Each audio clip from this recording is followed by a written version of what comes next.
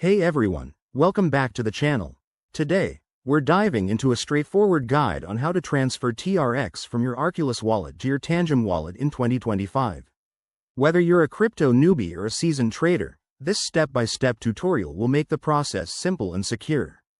TRX, the native token of the Tron blockchain, is popular for its fast transactions, and moving it between wallets is easier than you might think. So, let's get started and make sure you're set up for success in the evolving crypto world. First things first, make sure you have both the Arculus Wallet and Tangem Wallet apps installed on your device. Open your Arculus Wallet and log in with your credentials. Once you're in, navigate to your TRX balance, that's usually found in the Assets or Portfolio section. Double-check that you have enough TRX to cover the transfer, including any network fees, which are typically low for Tron. Next, look for the Send or Transfer button.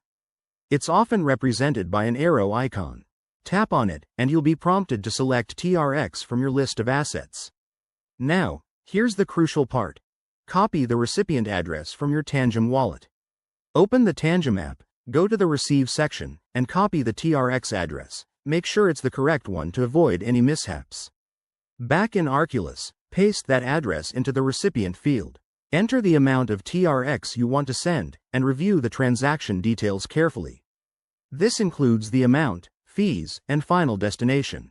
Once everything looks good, hit Confirm, and authorize the transaction with your wallet's security features, like a PIN or biometric verification.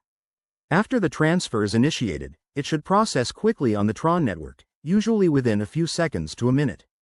To verify, switch over to your Tangem wallet and refresh your balance. You should see the TRX appear shortly. And just like that, you're done. Remember, always double-check addresses and use secure connections to protect your assets. If you run into any issues, drop a comment below, and I'll help out. Thanks for watching. If this tutorial helped, give it a thumbs up and subscribe for more crypto tips. See you in the next video.